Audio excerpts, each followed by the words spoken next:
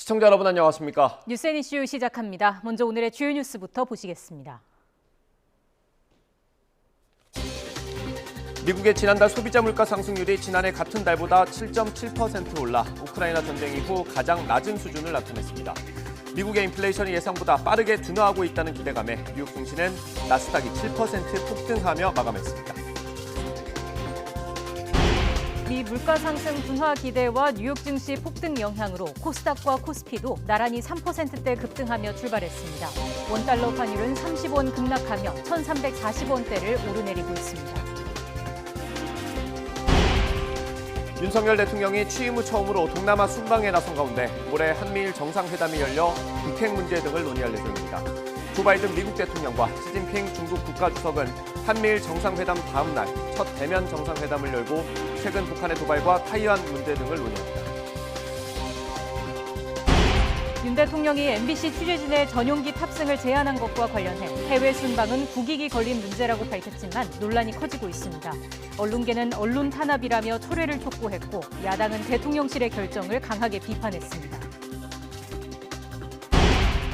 용산경찰서의 보고서 삭제 의혹과 관련해 서울경찰청 정보부장 등 윗선에서 관여한 의혹에 수본이 자세히 들여다보고 있습니다. 하지만 재난안전 주무부처인 행정안전부에 대해선 별다른 조사가 이루어지지 않아서 꼬리 자르기란 반발이 커지고 있습니다. 최근 기승을 부리는 중고거래 사기 수법이 갈수록 교묘해지면서 피해자가 끊이질 않고 있습니다. 추가 피해를 막기 위해 실제 사기 범죄에 사용된 중고거래 사이트와 SNS의 아이디를 단독 공개합니다.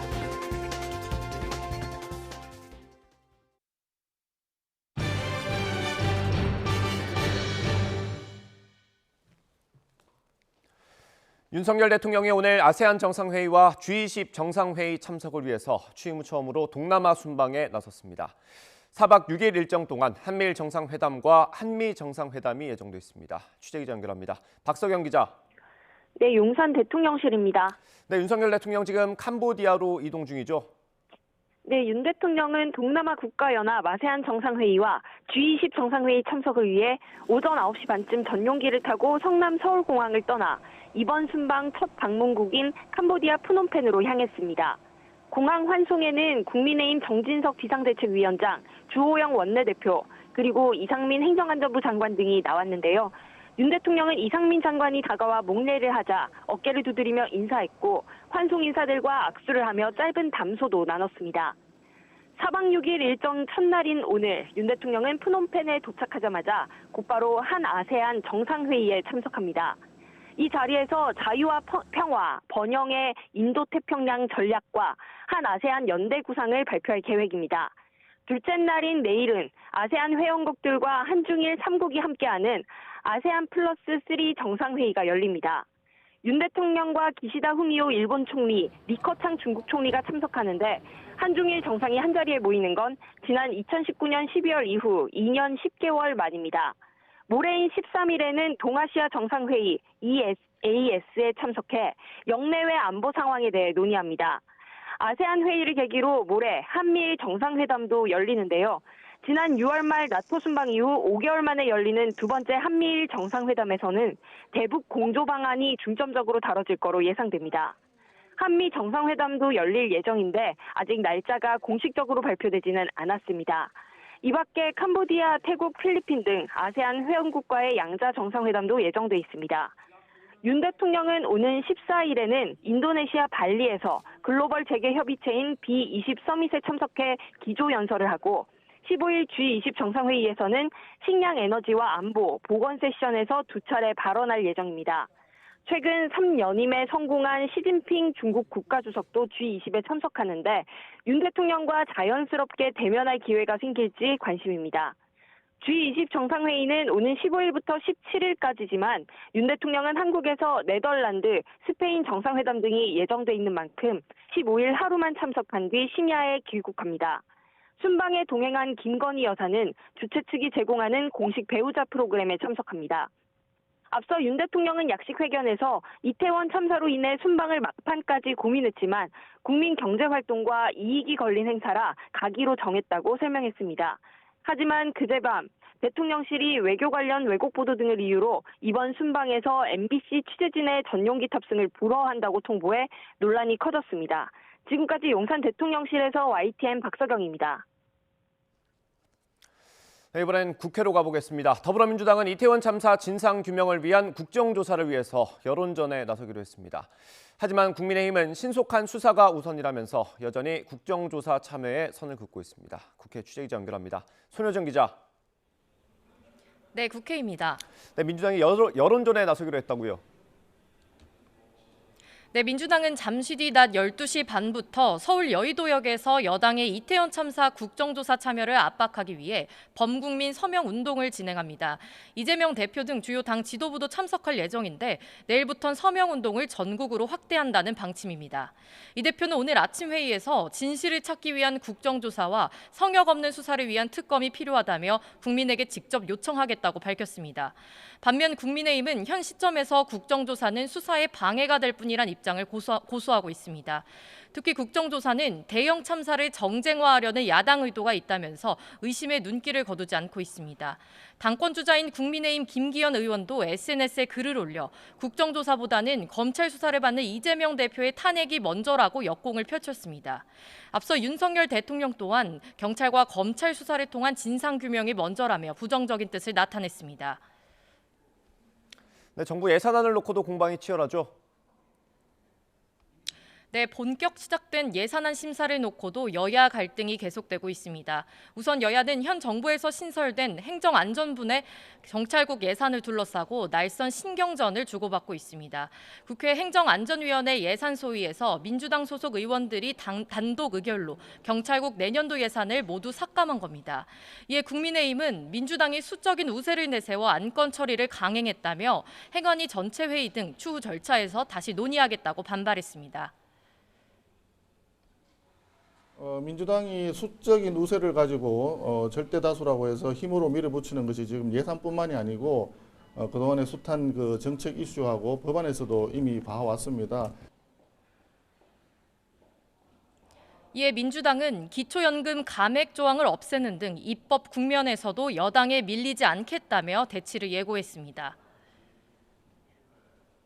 그동안 국회 해당 상임위와 민생경제특위에서 그토록 합의 추진을 촉구했지만 그때마다 여당은 후진만 해왔습니다.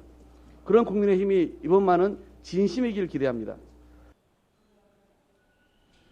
지금까지 국회에서 전해드렸습니다. 대통령실의 MBC 배제 논란을 두고 언론단체는 유례없는 탄압이라면서 공동 대응에 나섰습니다. 하지만 여권에서는 과거 문재인 정부에서도 특정 언론을 취재해서 제외한 사례가 있다며 맞받아쳤습니다. 차정윤 기자입니다.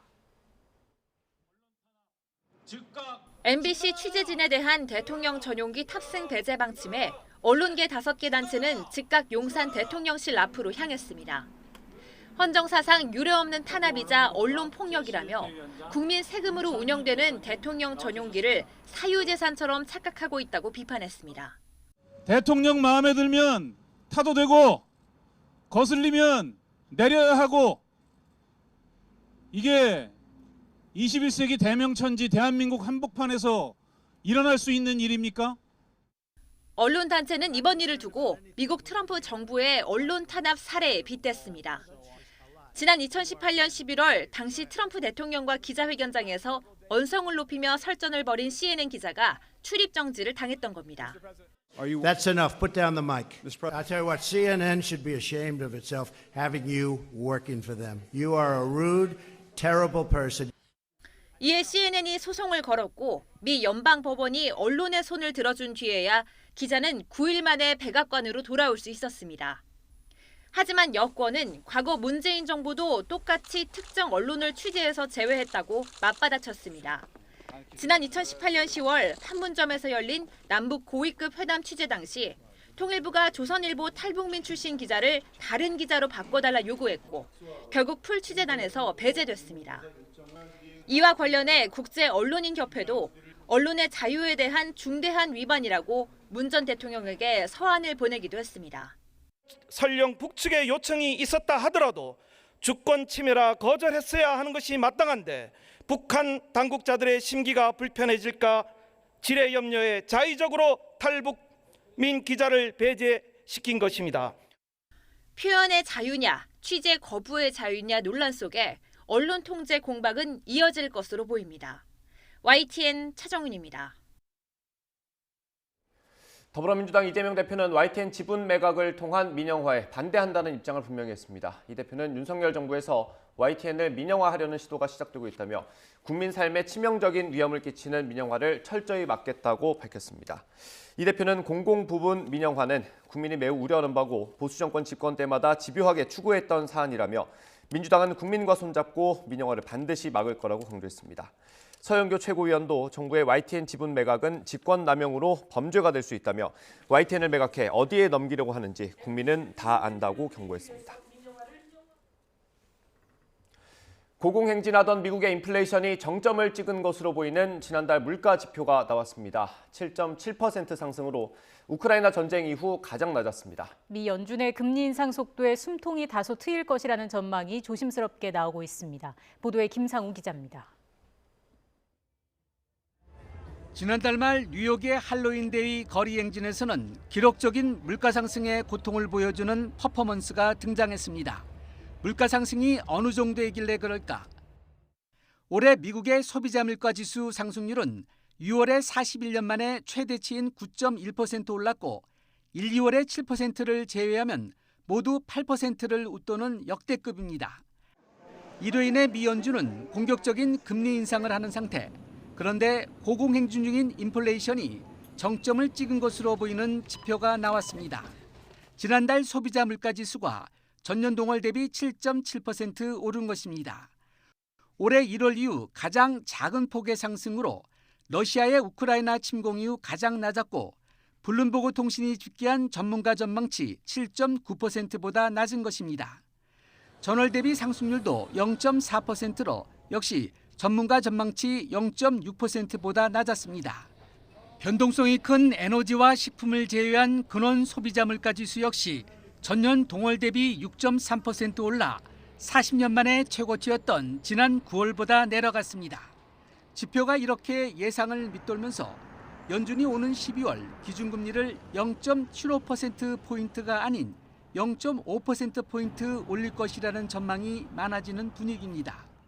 블룸버그와 로이터 통신은 물가 상승이 둔해지면서 연준이 금리 인상 속도를 늦출 여지가 생겼고 인플레이션이 정점을 찍은 것으로 보인다고 각각 보도했습니다. 이번 지표로 미 국채금리 등의 시장이 요동치는 격한 반응을 보인 가운데 한 번의 물가 상승률 둔화 발표만으로 연준의 통화정책 방향 전환을 예상해서는 안 된다는 경고성 분석도 만만치 않습니다. YTN 김상호입니다. 미국의 물가 지표가 예상보다 낮게 나오면서 뉴욕 증시는 급등했습니다. 이에 영향을 받은 우리 증시도 오름세를 보이고 있습니다. 취재기자 연결해서 금융시장 상황 짚어보겠습니다. 김지선 기자. 네, 한국거래소입니다. 네, 우리 증시가 3% 이상 급등세로 시작했다고요? 네, 오늘 오전 우리 증시가 미국 증시 급등에 힘입어 오름세로 시작했습니다. 코스피는 어제보다 3.31% 오른 2481.73으로 시작했는데요. 지금은 다소 하락해 2470선을 오르내리고 있습니다. 코스닥 지수는 어제보다 3.28% 오른 730.96에 시작해서 이 시각 현재 725선을 오르내리고 있습니다. 외국인과 기관이 매수세를 보이고 있지만 개인들은 차익 실현을 위해 매도에 나선 상태입니다. 우리 시각으로 오늘 새벽 끝난 뉴욕 증시는 10월 소비자 물가지수가 예상보다 빠르게 둔화하고 있다는 소식에 급등했습니다. 다우존스 지수는 3.7%, 나스닥 지수는 7.35% 각각 올랐습니다. 다우지수 상승률은 2020년 5월 이후, 그리고 나스닥 지수 상승률은 2020년 3월 이후 최고치로 코로나 발생 이후 최대 폭입니다. 예상보다 낮은 미국 소비자 물가 상승률로 미 연준의 긴축 의지가 다소 약화할 것이란 전망이 나오면서 미국은 물론 우리 증시도 탄력을 받은 겁니다. 미국 물가 상승세가 정점을 찍었다는 인식이 확산하면서 원달러 환율도 급격히 떨어졌습니다. 서울 외환시장에서 원달러 환율은 어제보다 30원 급락한 달러당 1347.5원에 출발했습니다. 지금은 1335원을 오르내리고 있습니다. 이 원달러 환율이 장중 달러당 1340원대를 나타낸 건 지난 9월 1일 이후 2달여 만입니다. 지금까지 한국거래소에서 전해드렸습니다. 이태원 참사를 수사하는 경찰청의 특별수사본부가 오늘도 경찰과 소방, 구청 등 관련 참고인을 출소하는 가운데 주요 피의자는 언제 부를지 관심이 쏠리고 있습니다. 재난안전주무부처인 행정안전부와 서울시에 대해선 아직 법리를 검토하고 있다고 밝혔습니다. 현장에 취재기자 나가 있습니다. 박정현 기자. 네, 경찰청 특별수사본부입니다. 네, 특별수사본부의 오늘 수사 상황 자세히 전해주시죠. 네, 특수부는 오늘 용산경찰서 소속 참고인을 불러 조사를 이어가고 있습니다. 먼저 용산서 상황실 관계자와 이임재 전 용산서장 수행직원 등에 대한 조사가 예정돼 있는데요. 이 전 서장이 참사 현장에 늦게 도착하면서 현장 지휘에 공백이 생겼고 또 상황보고서에 이 전 서장의 도착 시각이 허위로 기재됐다는 의혹을 살펴볼 예정인데 관련 참고인을 집중적으로 불러 조사하는 만큼 이 전 서장의 소환도 임박한 게 아니냐는 관측이 나옵니다. 헬로윈 기간 인파로 인한 안전 문제 우려를 담은 용산서 정보보고서가 삭제됐다는 의혹과 관련해서도 계속 수사가 이뤄지고 있는데요. 경찰 감찰 과정에서 서울청 정보부장이 관내 31개 경찰서 정보과장 단체 대화방에서 감찰과 압수수색에 대비해 규정대로 폐기할 문서는 폐기하라고 지시한 사실이 드러났습니다. 특수부는 삭제 과정에 윗선의 부당한 지시나 회유가 있었는지 여부를 들여다보고 있는데요. 특수부는 현재 관련자들의 진술이 엇갈리고 있다며 서울청 정보부장 등을 소환해 종합적으로 사실관계를 파악하겠다고 밝혔습니다. 네, 행안부나 서울시에 대한 수사는 어떻습니까?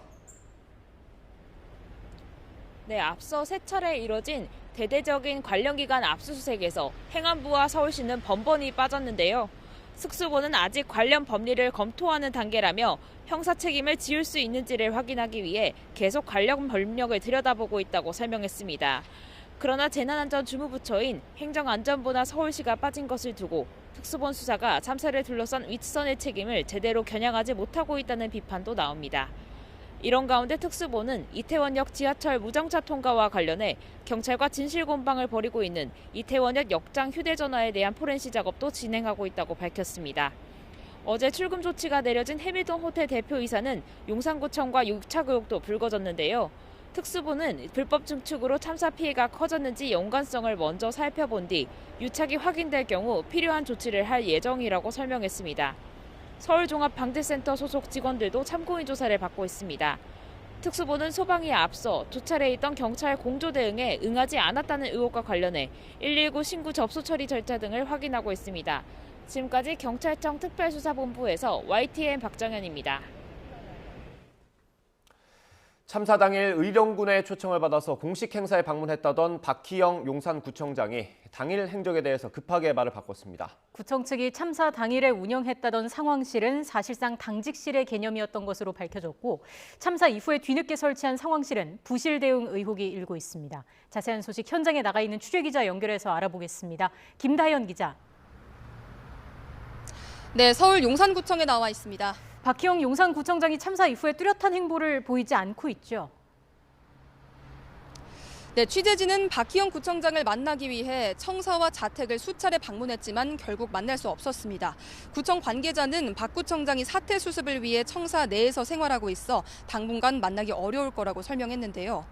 박 구청장이 어떤 책임을 질 것인지 명확히 밝히지 않은 채 언론 노출을 피하면서 책임을 회피한다는 비판이 나오고 있습니다. 네, 박희영 구청장의 참사 당일 행적을 두고 좀 논란이 있었는데 구청 측이 뒤늦게 말을 바꿨다고요?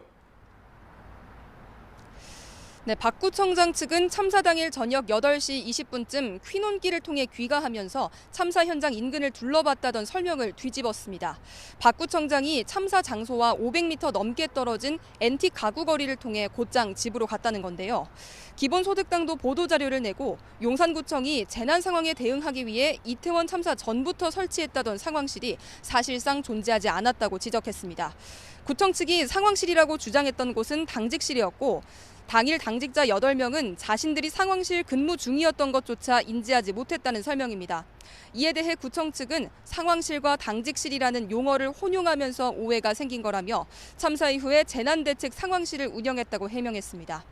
하지만 참사 이후 설치된 상황실은 실종자 신원 확인 관련 문의에 수차례 알 수 없다고 답변한 사실이 드러나 부실 대응 논란이 일고 있습니다. 네, 지금 경찰 수사도 박희영 구청장과 용산구를 겨냥하고 있죠. 네, 특수본은 구청장실을 2차례 압수수색하고 구청 직원들을 참고인으로 소환해 조사하는 등 수사에 속도를 내고 있습니다. 특수본은 먼저 박 구청장이 앞서 3차례나 진행된 헬로윈 대책회의에 참석하지 않는 등 사전 준비를 미흡하게 했다고 의심하고 있습니다. 참사 당일 구청장과 구청의 대응이 적절했는지도 집중적으로 들여다보고 있습니다. 구청 측은 참사 다음 날 보도자료를 내고 박 구청장이 참사 당일 밤 11시부터 긴급 상황실을 설치하고 비상대책회의를 열었다고 설명했는데요. 하지만 이 시간에 박 구청장은 회의에 참석한 게 아니라 참사 현장에 있었던 것으로 확인됐습니다. 이에 대해 구청 측은 보도자료를 작성하는 과정에서 실수가 있었다고 해명했습니다. 또 소방당국은 참사 당일 밤부터 다음 날 새벽까지 모두 6차례 상황 판단 회의를 개최했는데 박 구청장은 여기에 참석하지 않았던 걸로 알려졌습니다. 특수본은 이 부분도 함께 파악할 예정입니다. 압수물 분석과 참고인 소환 조사가 본격화하는 만큼 박 구청장의 소환 시기도 멀지 않았다는 관측이 나옵니다. 지금까지 용산구청에서 YTN 김다현입니다. 민주당 대표실 정진상 정무조정실장의 뇌물 혐의를 수사하는 검찰이 압수수색 영장에 이재명 대표와 정 실장을 정치적 공동체로 규정했습니다. 특히 검찰은 이 대표가 선거를 치를 때마다 측근들이 받은 뒷돈이 선거 자금으로 쓰였다고도 의심하고 있어서 이 대표를 겨냥한 압박 수위도 점차 높아지고 있습니다. 임성호 기자입니다. 검찰은 정진상 실장 압수수색 영장에서 민주당 이재명 대표와 정 실장을 정치적 공동체라는 말로 관계를 규정했습니다. 20년 이상 이 대표 곁을 지키며 역대 선거까지 앞장서 도운 복심이라는 겁니다. 특히 2014년 이 대표가 성남시장에 재선될 때 정 실장이 받은 뒷돈의 수혜를 받다고 판단했습니다.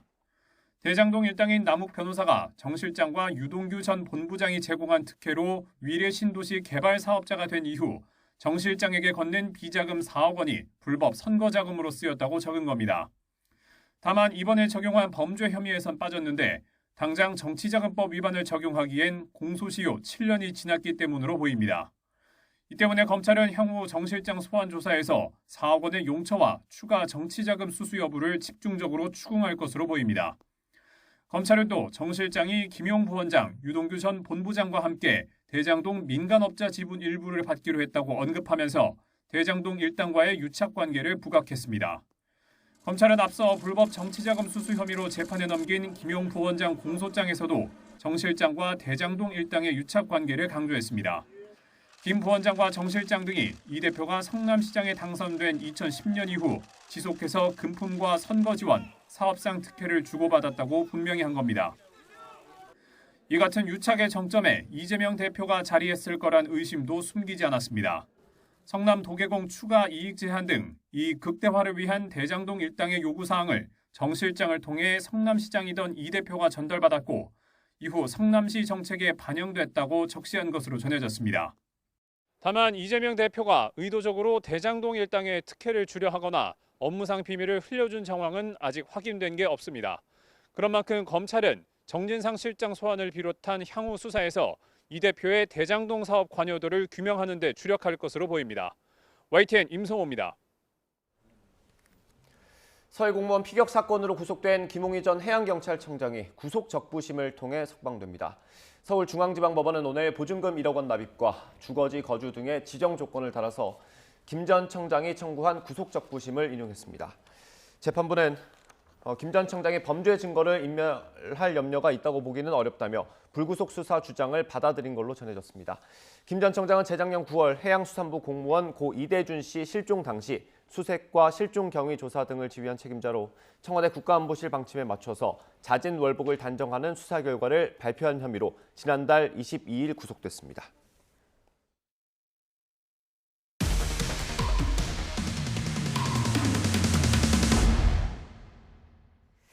YTN은 최근 기승을 부리는 중고거래 사기에 대해 연속 보도하고 있습니다. 오늘은 사기 범죄에 사용된 중고거래 사이트와 SNS의 아이디를 공개합니다. 또 이들이 어떤 방법으로 사기 행각을 벌이는지 자세히 전해드리겠습니다. 홍성욱 기자입니다. 사기범은 중고거래 사이트마다 숨어 있습니다. 취재팀은 사기 거래로 추정되는 판매 물품의 직접 구매를 시도했습니다. 네이버 카페에 올라온 중고 미용기기, 연락을 취하니 몇 분 지나지 않아 답이 옵니다. 강원도 춘천에 산다고 하자 자신은 경남 진주라며 택배 거래를 유도합니다. 그리고 대뜸 네이버 안전거래를 하자고 제안합니다. 가상계좌로 결제하고 제품을 받은 후 구매 확정을 하면 네이버 측에서 판매자에게 송금해주고 만약 이상이 있어도 환급 처리되는 안전한 구조라는 겁니다. 사기범이 알려준 안전거래 결제 페이지. 네이버 결제창과 다른 부분이 있지만 전반적으로 매우 유사합니다. 심지어 적립 혜택까지 비슷하게 만들어놨지만 모두 가짜 사기 사이트입니다. 정성욱이라고 떠 있어야 되는데 네이버 그거랑 똑같네. 네, 똑같습니다.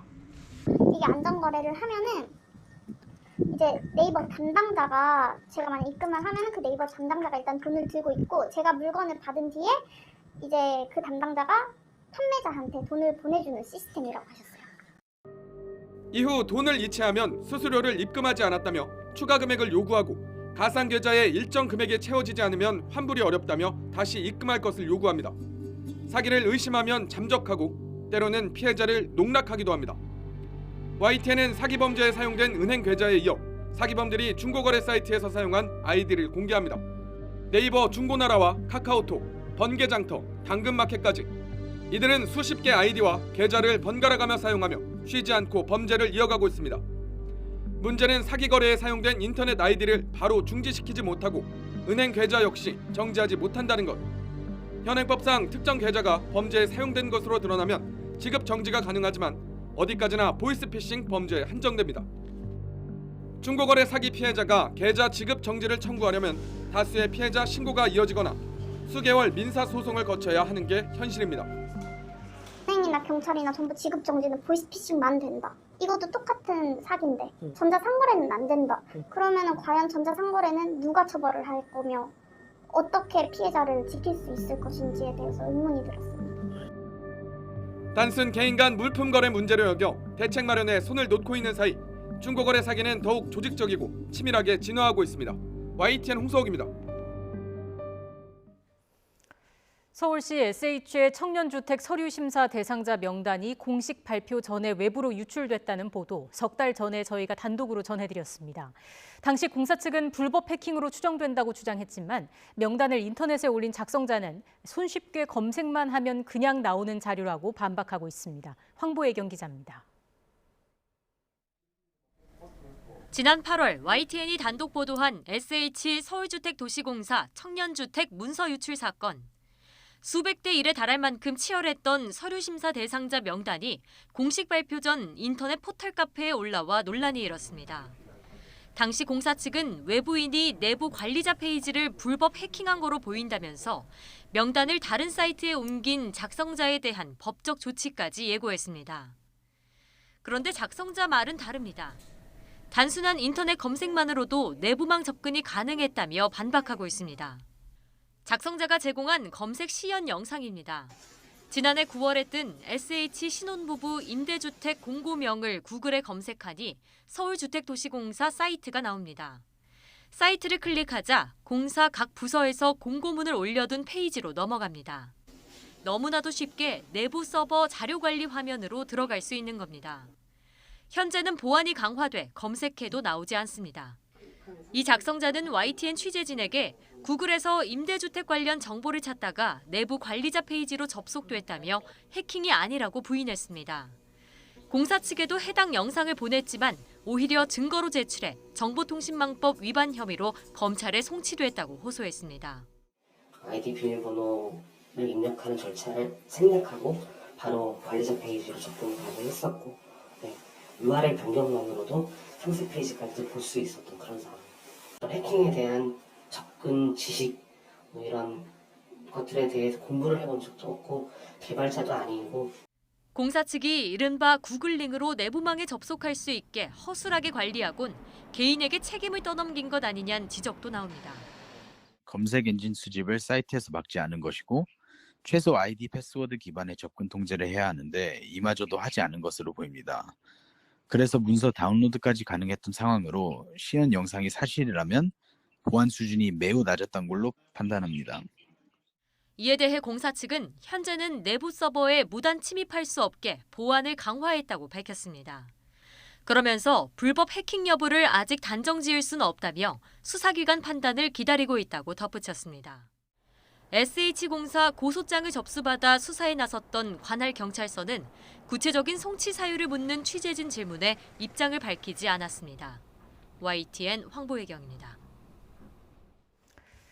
올해 들어서만 노동자 4명이 열차에 치여 숨지면서 코레일의 부실한 안전관리가 도마 위에 오르고 있습니다. 코레일은 지난 5년 동안 안전 관련 예산을 꾸준히 늘렸지만 사고를 막지는 못했습니다. 노조는 사상 사고는 대부분 인력 부족 때문에 발생하는데 사측이 이 부분을 해결할 의지가 없다고 지적합니다. 김태원 기자가 취재했습니다. 지난 5일 경기 의왕시 오봉역에서 화물열차 연결 작업을 하던 노동자가 기관차에 치여 숨졌습니다. 이렇게 작업을 하다 열차 사고로 사망한 코레일 직원은 올해 들어서만 4명. 지난 2017년부터 5년간 해마다 70명 가까운 직원이 작업 중 사고로 다치거나 목숨을 잃었습니다. 이에 따라 코레일은 공공기관 안전관리 평가에서도 최근 2년 연속 4등급 미흡 판정을 받았습니다. 그러나 이 같은 추세와 달리 코레일의 안전부문 예산은 지난 2018년부터 매해 오히려 늘어온 걸로 확인됐습니다. 특히 중대재해처벌법이 시행에 들어간 올해 예산은 지난해보다 20% 증가했는데 사상자는 별로 줄어들지 않았습니다. 예산이 불었는데도 안전 문제는 크게 개선되지 않는 이유는 뭘까? 늘어난 예산이 어디에 쓰였는지 살펴봤더니 대부분 노후 열차 교체 등 시설을 보수하는 데 투입됐습니다. 반면 지난 2019년 이후 인력과 인건비는 큰 변화가 없었습니다. 노조는 이마저도 외주 인력을 직원으로 정식 채용하면서 늘어난 수치라고 꼬집습니다. 인력이 충분하지 않으면 위험을 미리 감지하기 어려워지는 만큼 안전사고를 방지하려면 인력 문제 해결에 더 많은 예산이 들어가야 한다고 주장합니다. 인력이 부족한 경우에 사고가 나는 경우가 굉장히 많거든요. 그래서 현장에서 안전을 확보하기 위해서 필요한 인력이 있는데 그 인력의 어떤 확보가 안 됐기 때문에 위험 요소를 사전에 정확히 진단해서 효율적으로 예산을 투입하는 것도 필요합니다. 인력 구조, 배치, 운영 이런 데가 굉장히 좀 지금 현재 위험하다라고 진단했다 그러면 예산을 증액하고 또 새롭게 투입하고 했을 텐데 사실 그쪽에 대해서 위험성을 그렇게 제대로 진단하지 못했다. 코레일 측은 예산 문제로 인력을 늘리는 데 한계가 있지만 정부에 추가 예산을 요청하는 등 안전 투자를 확대할 방법을 검토하고 있다고 밝혔습니다. 원희룡 국토교통부 장관도 원인을 철저히 규명한 뒤 사고 예방책을 세우겠다고 밝힌 가운데 제대로 된 현장 매뉴얼 마련부터 위험한 작업 수행을 도울 설비 도입까지 여러 방안을 폭넓게 검토해야 한다는 지적도 나옵니다. YTN 김태원입니다. 새로운 신약 하나를 개발하는데 길게는 10년 이상이 걸리고 비용도 수조 원이 들어갑니다. 과학계에서 신약 개발에 인공지능을 도입해서 신약 개발 기간과 비용을 대폭 단축할 기술을 개발하고 있습니다. 최소라 기자입니다. 코로나19 바이러스 표면에는 ORF8 등 20여 종의 단백질이 있습니다. 이 같은 단백질 구조를 알면 단백질에 효과적으로 결합하는 물질을 만들어 백신을 개발할 수 있습니다. 하지만 단백질 구조를 알아내는 건 쉽지 않습니다. 단백질은 아미노산 20여 종이 일정 순서로 배열된 구조로 성분은 단조롭지만 서로 상호작용해 복잡한 모양을 띠기 때문입니다. 전 세계 과학자들은 인공지능을 이용해 단백질 구성 성분 정보만으로도 단백질 구조 전체를 예측하는 기술을 개발 중입니다. 가장 앞서 있는 건 구글 딥마인드의 알파폴드. 다양한 단백질의 정보를 축적해놓은 덕분에 지난 2020년 코로나19 바이러스의 유전 정보가 공개되자마자 바이러스 단백질 20여 종의 구조를 성공적으로 예측할 수 있었습니다. We now have a ground truth for ORF8, which is one of the coronavirus proteins, and it turns out we did really well in predicting that. 국내 연구진이 개발한 인공지능 프로그램입니다. 단백질 2개의 서열을 입력하자 각 단백질의 구조를 예측할 뿐 아니라 두 단백질이 어떻게 결합할지도 예측해 원자 단위로 보여줍니다. 연구진은 여기서 더 나아가 특정 단백질과 결합할 수 있는 완전히 새로운 단백질을 만드는 기술까지 개발 중입니다. 생체 분자들 간의 상호작용에 대한 데이터는 아주 많지는 않거든요. 그런 이제 주어진 데이터들을 어떻게 활용해서 그 인공지능을 학습시키느냐 하는 거하고 인공지능을 어떻게 설계하느냐 이런 것들이 중요하다고 할 수 있습니다. 또 인공지능을 이용하면 전통적인 방법으로는 발굴할 수 없는 종류의 새로운 신약 후보 물질도 만들어낼 수 있을 것으로 내다봤습니다. 지금까지 신약 후보 물질을 발굴하는데 수개월에서 수년까지 걸렸다면 이제는 단 몇 분 이내로 줄일 수도 있다는 설명입니다. 단백질 구조를 예측하는 것을 넘어 새로운 단백질을 설계하는 인공지능이 신약 개발 기간과 비용을 획기적으로 줄일 수 있을지 주목됩니다. YTN 사이언스 최소라입니다. 연일 먼지로 공기가 답답한 날이 이어지고 있습니다. 오늘도 대부분 지역의 초미세먼지 농도가 짙게 나타나고 있는데요. 미세먼지는 주말과 휴일 비가 내리면서 점차 해소될 것으로 보입니다. 오늘은 미세먼지 상황 잘 살펴주시고요. 호흡기 관리에 각별히 신경 써주시기 바랍니다. 현재 경기와 인천, 충청 지역에는 초미세먼지 주의보가 발령 중인 가운데 대부분 지역의 초미세먼지 농도가 높게 나타나고 있습니다. 서울은 일시적으로 보통 수준을 회복했지만 점차 남풍이 미세먼지를 밀어올리며 다시 농도가 짙어지겠습니다. 따라서 오늘 중서부와 전북, 경북 지역은 종일 초미세먼지 농도 나쁨 수준을 보이겠습니다. 오늘도 하늘 자체는 대체로 맑겠고 낮 동안 온화한 늦가을 날씨를 보이겠습니다. 서울과 대전, 광주와 부산 모두 낮 기온이 22도까지 오르면서 어제보다 온화하겠습니다. 주말과 휴일에는 전국에 비 소식이 있습니다. 내일 새벽 제주도를 시작으로 오후에는 전국으로 비가 확대되겠고요. 일요일 오전까지 5에서 60mm의 비가 벼락과 돌풍을 동반해 요란하게 내리겠습니다. 날씨였습니다.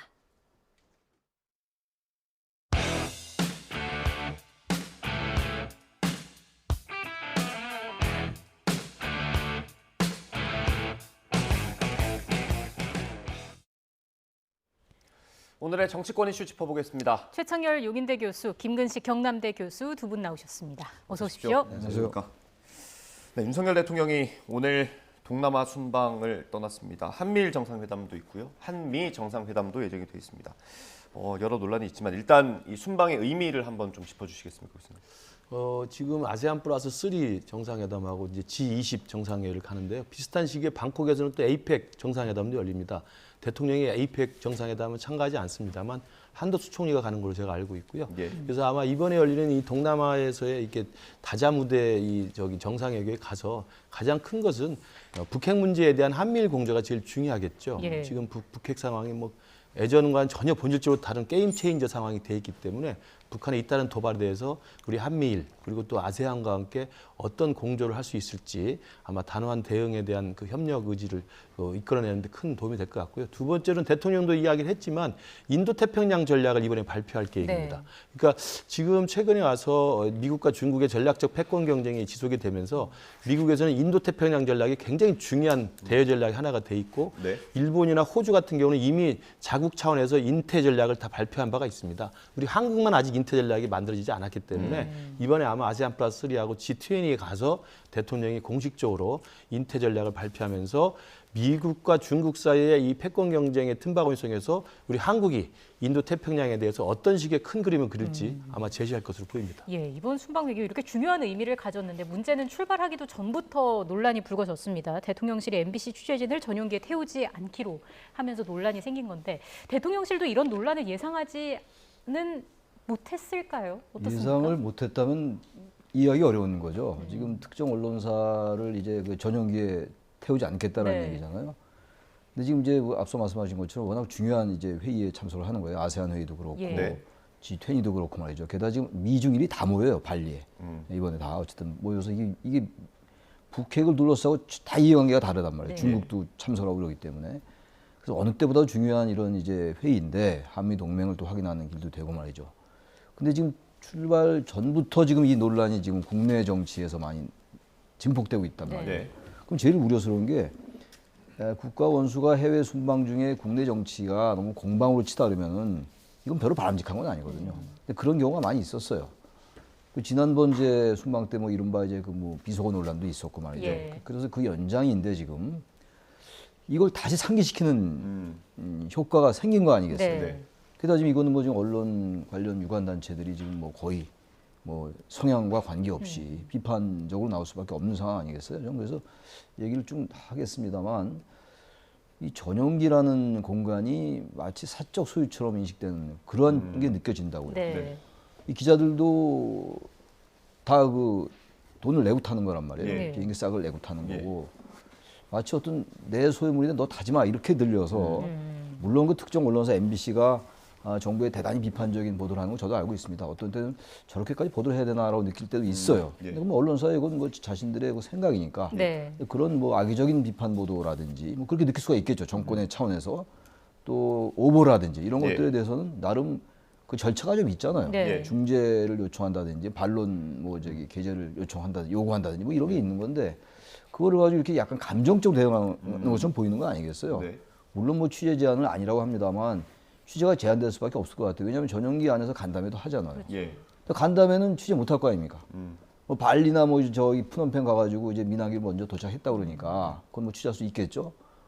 그러나 이거를 이렇게 전용기 안에서의 간담회를 취재 못한다면 이거는 국민들은 전용기 안에서 무슨 얘기를 했냐를 알 권리가 있거든요. 네. 다른 언론사가 있습니다. MBC 입장에서 볼 때는 그건 취재에서 배제되고 있는 거라서 저는 일단은 저는 뭐 바람직하지 않다. 그리고 이렇게 가야만 되는 것인지 국회 의석도 지금 소수당인데다가 언론과도 이렇게 불화를 빚고 총체를 어떻게 관철해 나가겠어요. 그래서 이거는 말씀을 나누겠습니다만 저는 글쎄 어떤 사람들의 생각인지 모르겠으나 너무 가볍게 생각한 거 아닌가, 너무 감정적으로 대응한 게 아닌가라는 생각을 같이 할 수가 없습니다.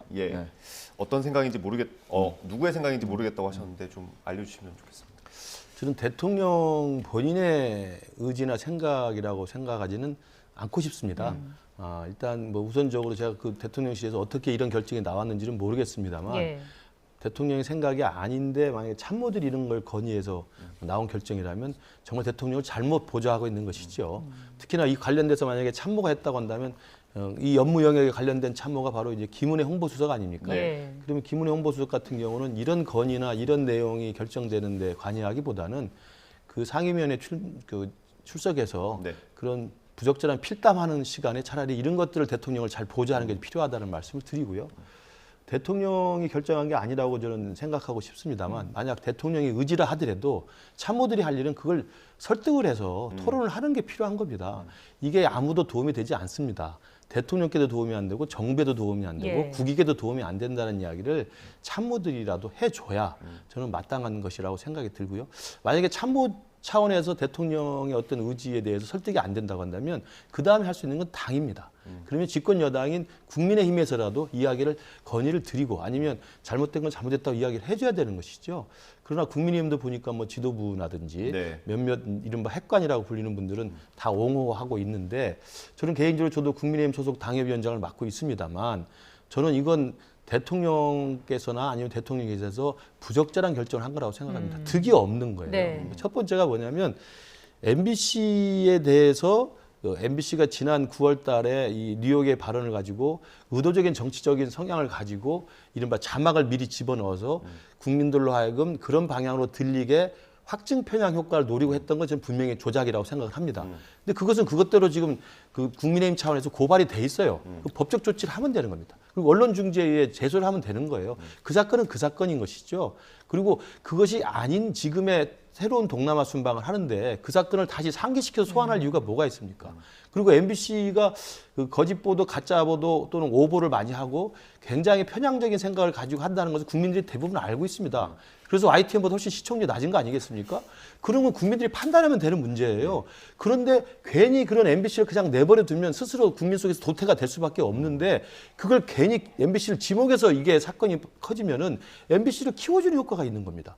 저는 득보다 실이 훨씬 많다. 그리고 당에서 그렇다면 그런 것들을 좀 가장 울차적으로는 참모들이 그 부분을 좀 설득해서 대통령의 생각을 바꿔놔야 되고 그게 아니라면 당에서라도 직언을 해서 대통령을 위한 쓴소리를 해야 된다고 생각을 합니다. 이 조치로 뭐 얻을 게 없다라는 말씀해 주셨는데 다른 언론들의 시사하는 바가 있지 않겠느냐 이런 지적도 나오고 있고 이게 앞으로의 방침이 되는 거 아니냐 이런 우려도 있습니다. 상상할 수 없죠. 이런 것들이 가이드라인이 된다면요. 그건 언론이 위축될 수밖에 없어요. 지금 뭐 아무리 대통령실에서는 취재를 제한하는 건 아니다라고 얘기합니다만 취재 제한이 아닐 수가 없는 거죠, 이게. 지금 경향신문하고 한겨레 신문은 뭐 이제 비행기 타지 않았다는 거 아니겠어요? 그러니까 그런 식으로 물론 한겨레 경향은 좀 정부의 비판적인 뭐 이제 언론이고 뭐 다 알고 있는 사실이에요.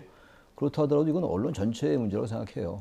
특정 언론사가 편향돼 있고 그런 건 우리 한국 사회의 그 언론의 그 지형이 네. 뭐 알고 있는 거 아니겠어요? 뭐 특정 언론사 얘기할 것도 없이 뭐 보수 언론 있고 진보 언론 있고 뭐 특정 MBC 같은 경우가 조금 이제 계속 이제 비판 일변도로 가기는 합니다만 그것도 그들의 또 생각이에요. 아무튼 그래서 거기에 대한 판단은 또 국민이 하는 건데 이걸 그렇다고 이렇게 감정적으로 대응을 한다든지 이렇게 되면은 언론 탄압이란 말이 안 나올 수가 없어요. 과거에도 노무현 정권 때 제 기억나기로는 조선동아일보인가요? 그런 이제 이른바 보수지를 상대로 해가지고 상당히 불만이 많았죠 그때. 그래서 그때 기자단 제도 자체를 폐지하고 그랬던 기억이 나요. 그때도 얼마나 비판이 많았어요 그때 노 정권에 대해서. 그러니까 이 정권들이 자신들에게 대해서 불편한 언론들에 대해서 그런 느낌을 갖긴 할 거예요 아마.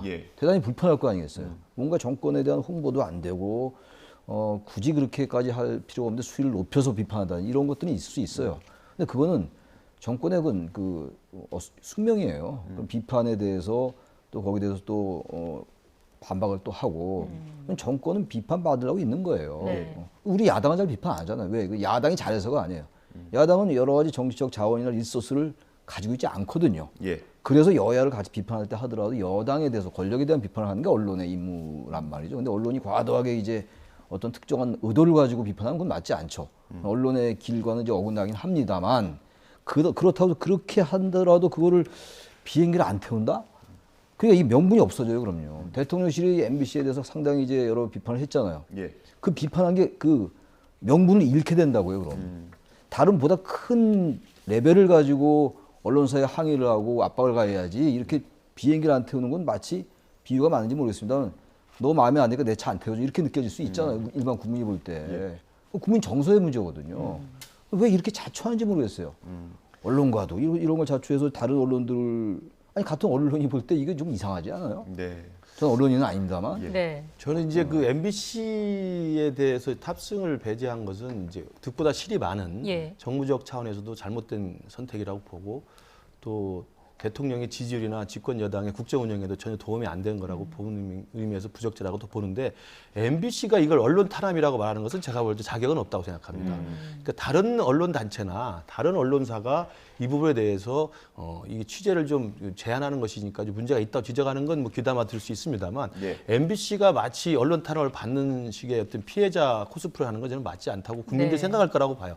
이미 저는 MBC에 대해서만큼은 국민들이 다 판단하고 있습니다. 그리고 MBC가 정말 정치적 의도와 편향성을 가지고 계속 오보를 계속 하고 있었고요. 뭐 이번에도 언론 통제 탄압한다고 합니다만 지금 우리 대통령실이나 집권 여당이 MBC를 통제 탄압하면 지금 MBC가 저렇게 계속 사과 한 번 하지 않고 잘못을 인정하지 않고 계속 그 보도 그 라인 그대로 유지하면서 또 김건희 여사에 대해서 보도하면서 뭐 자막도 뭐 대역 이런 거 쓰지도 않고 하겠습니까?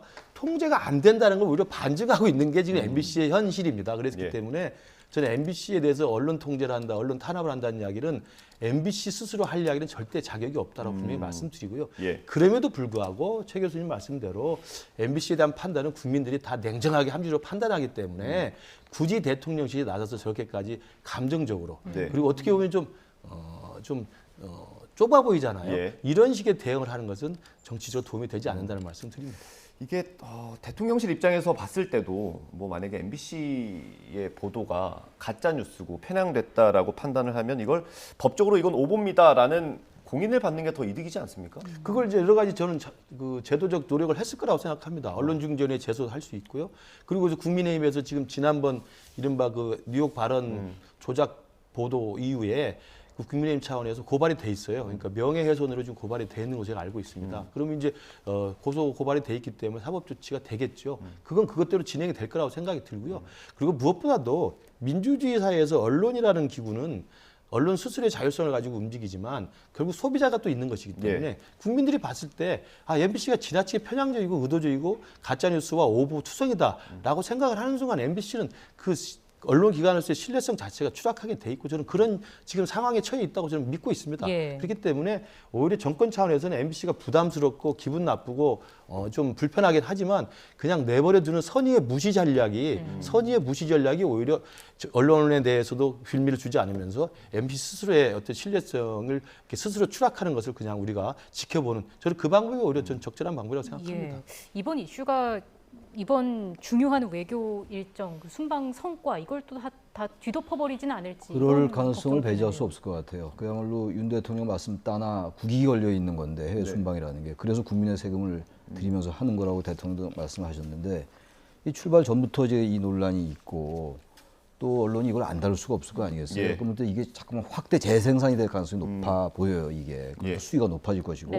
언론 탄압이라는 용어 자체는 저도 그건 맞지 않다고 생각하는데 아무튼 탄압이라는 용어가 나오고 그렇지 않다라는 게 바로 이슈가 되는 거잖아요. 이게. 이슈가 자꾸만 커질 것이고 그럼 마치 MBC가 일부 편향 보도가 있었고 악의적인 게 있었다 치더라도 그게 가릴 수 있다고요 또. 왜냐면 이 프레임이 바뀌는 거 아닙니까? 그러니까 왜 나는 자꾸 제가 말씀드리는 게 왜 대통령실 권력의 입장에서 왜 그 프레임을 만들 빌미를 주냐 이런 얘기예요. 그럴 이유가 전혀 없잖아요. 또 하나는 사람들이 다 판단을 해요. 보수건 진보건 이게 보는 눈들이 다 있어요. 말들을 안 할 뿐이지. 그게 언제가 나타나는 게 선거입니다. 지난 정권 때 문재인 정권이 조국 사태 때 계속 편향되게 옹호해서 결국은 졌잖아요. 민주화 이후에 처음으로 5년 만에 정권을 내주지 않았습니까? 비록 24만 표 차이에 불과했지만 결국은 판단이라고요. 그게 국민의. 그렇다면 기다리면 돼요. 좀 더 그리고 말씀드리고 싶은 게 어쨌든 권력을 가지고 있는 집권 연합이잖아요. 여당, 정부, 대통령실, 집권 연대란 말이에요. 이 권력을 가진 측에서는 좀 품이 좀 커야 돼요. 아주 뭐 기분 되게 나쁘겠죠. 정말 마치 어떤 게 제가 봐도 MBC가 좀 심할 때가 있어요. 저도 그렇게 많이 느낍니다. 좀 지나치게 의도성이 있다. 방향성이 너무 한쪽이다라고 느껴요. 저도. 뭐 개인적인 생각입니다만. 그렇다고 해서 권력이 이렇게 비행기를 안 태우고 그러면은 사람들 모습이 뭐만 남냐면은 대통령실이 MBC가 잘못했다 이런 거 떠나가지고 안 태워줬대, 배제했대 이것만 남는 거 아니에요? 그게 이제 조지 레이퍼슨 그거니까 그 코끼리는 생각하지 마. 그게 그거예요. 왜 자꾸만 프레임을 갖다 주냐고요. 전 대통령실에 이거 누구 아이디어인지 모르겠는데 보다 이제 디그너티 기품 있게 품격 있게 좀 품이 크게 가면요. 다 국민들이 알아줍니다. 그러니까 조금 초조한 것 같아요. 6개월밖에 안 됐잖아요. 조금 더 시간을 가지고 호흡을 길게 가지고 가면 어느 한쪽으로 지나치게 편향되면 방송 잘 보겠어요? 시청률 떨어질 거 아닙니까? 그럼 방송사 안에서 자율적으로 조정이 되겠죠. 그게 이 이른바 시장 논리 아닙니까? 또 언론 논리고. 근데 왜 그걸 과도하게 개입하는 것처럼 비치냐 이런 얘기예요. 전 그건 지금이라도 이걸 보세요. 지금 이게 지금 순방 중에 계속 얘기가 나올 거라고요. 전 이거 이대로 놔두면 안 될 것 같아요. 알겠습니다. 이번 논란을 여의도 정치권에서는 어떻게 보고 있는지 저희가 영상을 하나 준비했습니다. 안철수 의원 그리고 이재명 대표 발언인데요. 함께 들어보겠습니다. 이번 같은 경우 같으면 취재를 막는 것이 아니지 않습니까? 취재를 불허한 것이 아니고 취재는 하도록 하되 편의 제공을 안 한 것이죠. 이것은 경고성 조치라고 봅니다. 그래서 과연 이게 적절했는가 아닌가 이런 건 둘째 치더라도 저는 이런 경고성 조치는 일회성으로 그치고 그 MBC 내에서도 보도 윤리상으로 문제는 없었는지 한번 점검을 해보는 그런 계기가 되는 그런 좀 좋은 그런 영향이 있었으면 좋겠다는 그런 바람을 가지고 있습니다. 지금 21세기 대한민국 선진국에서 벌어졌습니다. 창피합니다. 말하기가 부끄럽습니다. 유치하고 졸렬하고 전 세계의 웃음거리가 되어버린 특정 언론 취재 배제 즉시 처리하십시오. 언론의 자유를 억압하는 이런 각종 조치들에 대해서 앞으로는 다시 재발돼서는 안 됩니다. 교수님 일단 안철수 의원 발언에 대해서 어떻게 생각하십니까? 그 안철수 대표의 평소 입장으로 본다면 좀 그 부적절했다고 아마 좀 생산적인 그 조언을 했을 거라고 보이는데 아마 지금 이제 전당대회를 앞두고 있지 않습니까? 전당대회를 앞두고 안철수 대표 같은 경우 이제 대표 출마를 기정사실화하고 있는 상황이어서 아마도 이제 그 대통령과 신뢰 관계 그리고 대통령실과의 어떤 우호적 관계를 고려해서 경고 정도로 우리가 좀 받아들이고 이것이 좀 선한 영향력을 해서 잘 영향을 미치는 방향으로 귀결됐으면 좋겠다는 이야기를 하고 있는 것 같습니다. 저는 이제 안철수 대표의 저런 그 발언이 불가피하다는 것을 이해를 합니다. 그러나 이제 또 다른 측면에서는 다른 질문에서는 이른바 이제 주호영 원내대표가 그 국회 국정감사에서 두 수석을 퇴장시킨 것에 대해서 예. 또 당내에 또 일부 강성파들이 또 반발한 적이 있잖아요. 네. 거기에 대해서 또 안철수 대표는 그건 적절한 것이었다라고 또 편을 들고 있습니다. 그래서 아마 안철수 대표가 이제 중도까지 확장하면서 전당대회에서 당대표로서의 어떤 당심을 얻기 위해서 고심하고 있는 흔적으로 보이고요. 그러나 이제 저는 그 불가피한 상황에서 고민 끝에 나온 이번에 이 MBC 그 탑승 불허에 대한 이야기를 보면 이해는 됩니다만 저것이 MBC로 하여금 다시 스스로 돌이켜보는 계기가 되겠습니까? MBC로 하여금 더 반발하게 하고 MBC로 하여금 피해자라고 하는 것들을 심어주는 더 부정적 효과가 더 생길 수밖에 없죠. 그래서 안철수 대표의 그 고민은 이해합니다. 예. 궁금한 게 그 당 내부에서 대체적으로는 이 조치에 대해서 어떻게 말씀을 하시던가요? 대부분 이제 지켜보고 말을 잘 안 하죠. 말을 잘 안 하는데 일부 이제 지도부에 계신 분들이나 또 지도부 중에서도 주호영 원내대표는 지금 말을 지금 삼가하고 네. 있습니다. 예. 판단을 보류하고 있고요. 그리고 이제 홍준표 지금 시장이 강하게 대통령실을 옹호하고 있는데 네. 취재 거부의 자유도 있다. 그래서 본인이 예전에 당대표 시절에 특정 종편에 대해서 그 방을 빼고 부스를 빼고 예. 취재를 거부한 적이 있다고 그러는데 부스를 뺄 정도면 취재 거부가 아니라 그것 언론에 대한 보복이죠. 예. 취재 거부는 전화 오는 거 안 받는 거 정도. 기자가 만나자고 할 때 안 만나는 정도. 물어보면 답을 안 하는 정도가 취재 거부의 자유지. 아, 내가 하라는데 안 했으니까 저기 자유한국당 당시에 그 보도실에 있는 그 특정 종편에 책상을 빼는 게 그게 어떻게 취재 거부의 자유에 해당합니까? 제가 그래서 홍준표 대표를 좀 강하게 비방했더니 또 홍준표 대표가 저한테도 강하게 또 욕을 하셨더라고요. 예. 저 당내에서 그런 분란이 있을 수 있다고 생각합니다. 그러나 문제는 기준이 대통령한테 누가 되고 득이 되느냐, 대통령의 지지율에 무엇이 도움이 되느냐. 그다음에 지금 현재 이 정권 교체를 해와가지고 윤석열 정부가 잘 되고 성공하길 바라는 우리 유권자들에게 누가 도움이 되느냐를 생각해 본다면 무조건 대통령실을 옹호하는 것, 그리고 무조건 대통령실을 비유하는 것이 과연 도움이 될 것인지. 아까도 제가 모두에 말씀드린 것처럼 네. 적어도 여당은 대통령실의 참모가 그 역할을 못한다면 여당은 민심을 전달하는 버퍼존 역할을 해줘야 됩니다. 예. 그렇지 않고 당의 원로라는 분이 그리고 과거에 홍준표 시장 같은 경우는 공천 안 졌다고 탈당했다가 무소수로 들어오신 분 아닙니까? 예. 그런 분이 자기 스스로가 이 기자실 폐쇄한 것까지 이야기하시면서 부스를 뺀 것까지 정당화시키면서 대통령실을 옹호하는 건 제가 부적절하다고 생각합니다. 예. 교수님 말씀하신 것처럼 침묵하는 인사들도 있습니다. 주호영 원내대표, 한덕수 총리 같은 경우는 의견을 적극적으로 내진 않고 있는데 이 자체가 주는 의미가 있겠죠. 원래 얘기를 해야 되는 거죠. 정당 말씀 우리 김 교수님 말씀하셨는데 정당은 게이트 키퍼 역할을 하는 게 정당이에요. 예. 근데 우리 한국 정당에게 그런 걸 기대한다는 게 뭐 좀 공허하긴 한데 예. 그래도 이런 일이 있을 때 당이 중심을 잡아줘야 돼요. 전부 대통령 눈치 보고 권력 눈치 보고 말이죠. 그게 무슨 정당이냐고요. 국회의원 왜 합니까? 국회의원이 그렇게 되면 완전히 직업적인 기능이밖에 안 돼요. 국회의원은 국민의 선출된 대표잖아요. 예. 그러나 국회의원들의 생각이 다 다를 수 있죠. 예. 당내에서 뭐 취재에 배제할 수 있다, 전형이 태워주지 않을 수 있다. 그동안 MBC 한 걸 봐도 개치마다 그럴 수 있어요, 사람이. 예. 근데 반대로 그래도 비슷한 비율은 얘기가 나와야죠. 그게 건강한 정당이에요. 네. 정당은 행정부 당정 협의를 하니까 행정부의 일원인지 모르겠으나 제가 네. 집권 연합이라고 말씀드렸잖아요. 국회의 또 일원이거든요. 이중적인 성격이 있어요. 이럴 때는 그렇다면 뭔가 좀 객관적이고 지성적이고 정치적 얘기를 해줘야죠. 근데 우리나라 정당들이 그게 너무 없는 거죠. 제가 항상 말씀드리는 게 아마 공천 때문에 그렇고 이제 뭐 특히 이제 주도권을 갖고 있는 이런 주류 세력들 때문에 자꾸 이제 그 눈치를 보는 것 같은데 언젠가 이런 구조는 바뀌어야 돼요. 지금 이런 상황이 있을 때는 여기에 대한 비판적인 목소리가 나오는 게 맞는 거죠.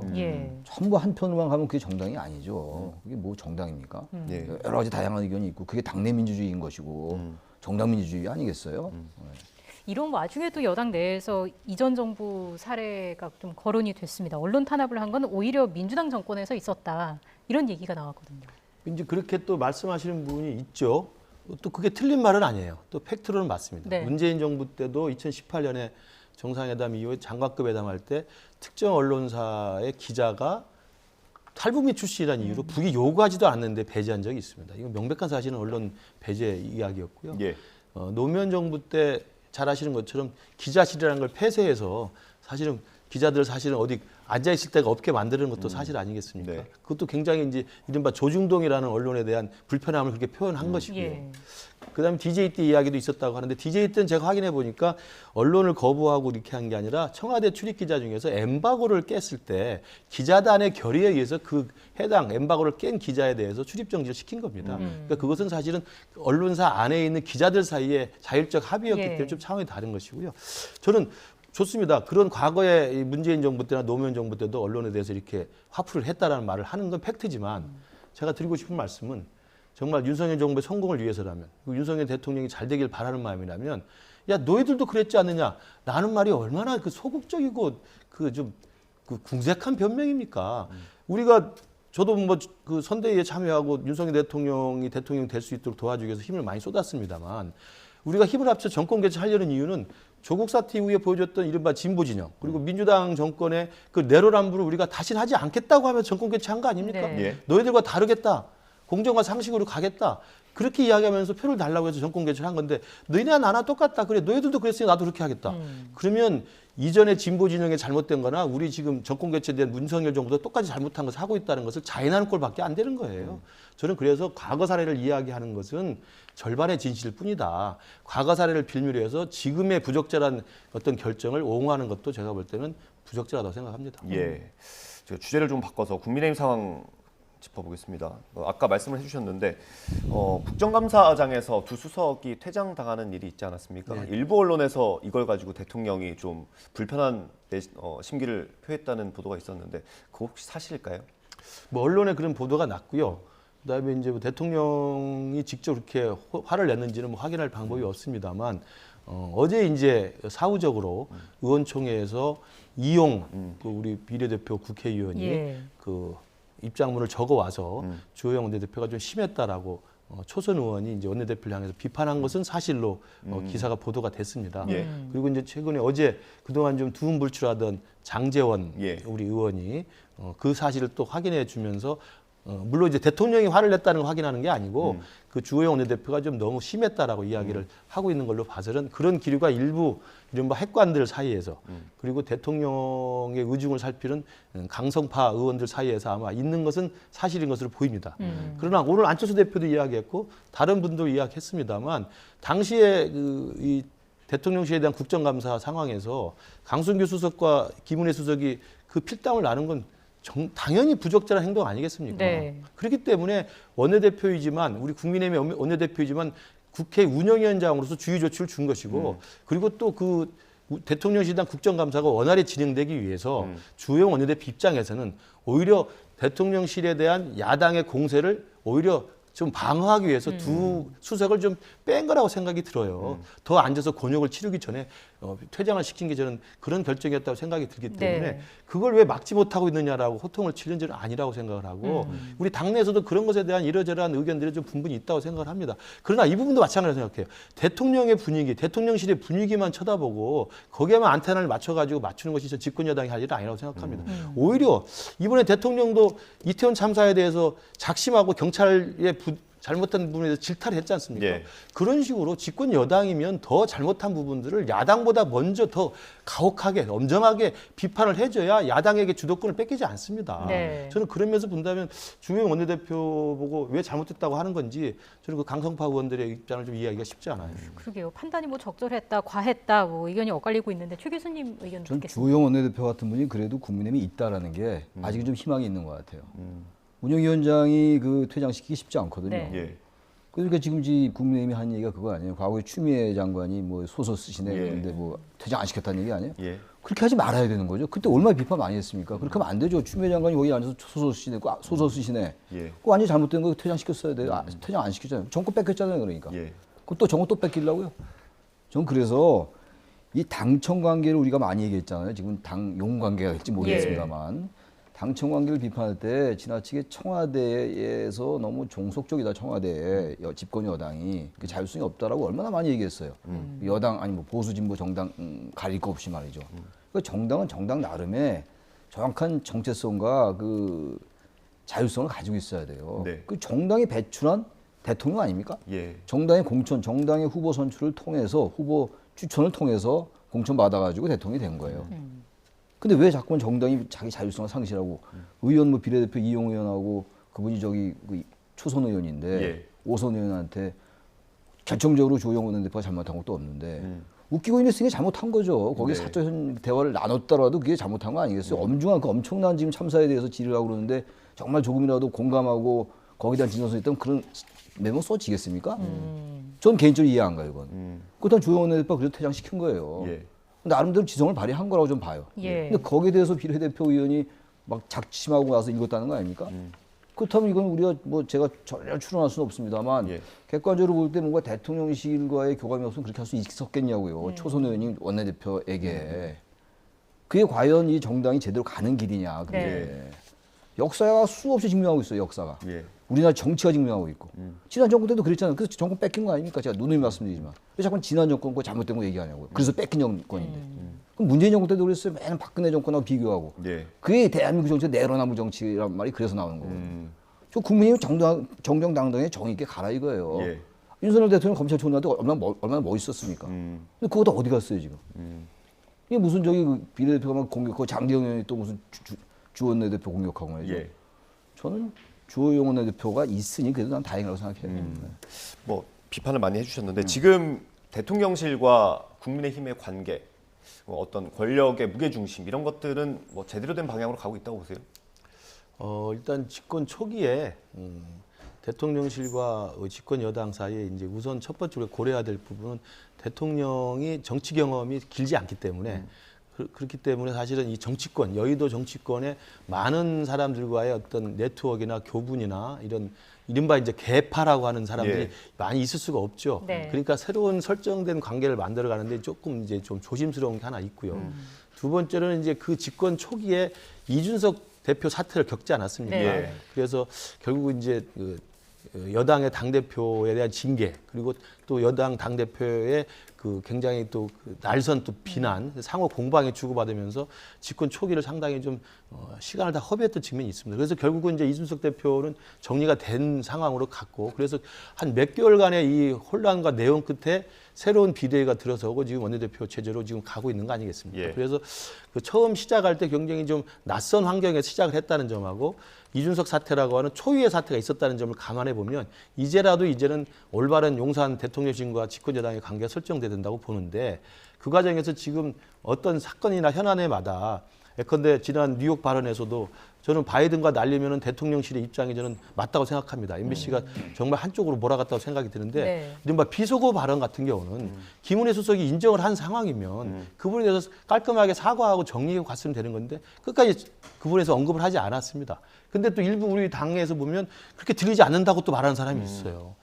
이게 과연 대통령을 위한 것일까? 대통령에 대해서 너무 줄을 맞추려고 하고 세우려고 그런 게 아닌가라는 게 있고 이번에 똑같습니다. MBC에 대해서 탑승을 배제했다고 한다면 MBC가 그럴 만한 언론 탄압이라고 말할 만한 자격은 없다고 제가 말씀드렸지만 MBC를 키워주는 꼴이 된다고 한다면 집권 여당에서는 그게 부적절한 것이었다. 득보다 실이 많다라고 쓴소리를 해주는 게 맞습니다. 예. 조선시대에도 언관들이라는 사람들은 왕한테도 직언을 했던 분들이에요.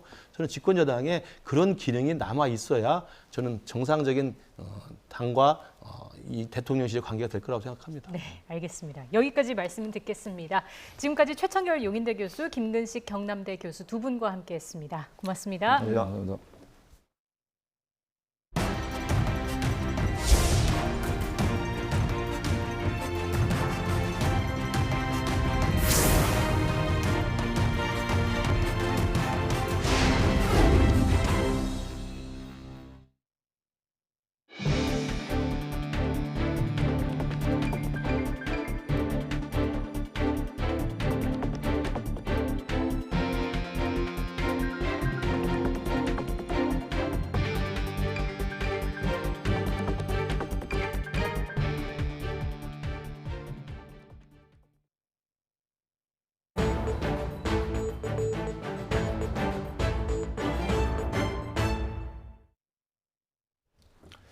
YTN은 광주 지역 중견 건설사를 둘러싼 여러 의혹을 보도했습니다. 이번에는 검찰과 유착했다는 의혹이 불거졌습니다. 내사를 받는 중에 검찰 수사관으로부터 압수수색 등 여러 정보를 미리 파악했다는 겁니다.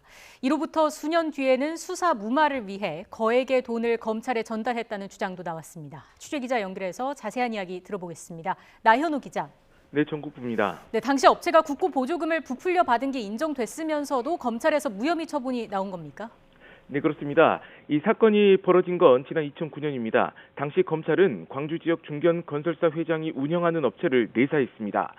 국고 보조금을 빼돌린 혐의였는데요. 관련 업체 여러 곳에 대해 압수수색을 하며 강제 수사를 벌였습니다. 그런데 압수수색이 있은 지 몇 달 지나지 않아 해당 임직원에 대해 무혐의 처분이 내려집니다. 당시 사건 처분 결과 증명서를 입수했는데요. 검찰은 내사받은 업체가 공사비를 부풀려서 보조금을 받은 사실이 인정된다고 썼습니다.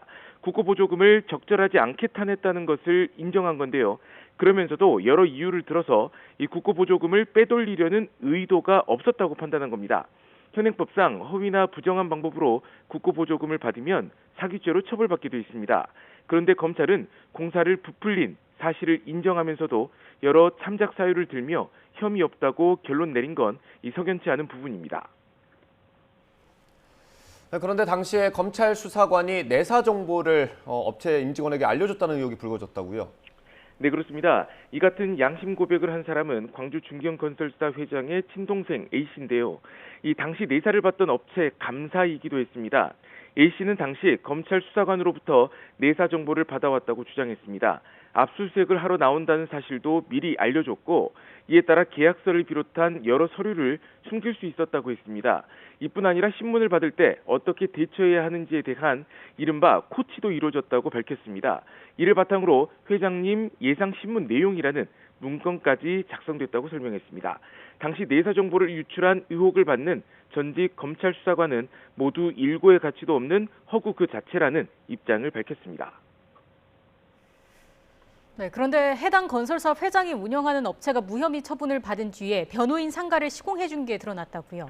네, 그렇습니다. 당시 업체는 검찰 내사에 대응하기 위해 고등검찰청장 출신 변호인을 선임했습니다. 그런데 해당 건설사는 이 변호인에게 건물을 신축해 준 것으로 확인됐습니다. 무혐의 처분이 나온 지 1년 만에 착공이 이루어진 건데요. 서울 방배동에 있는 6층짜리 상가 건물이었습니다.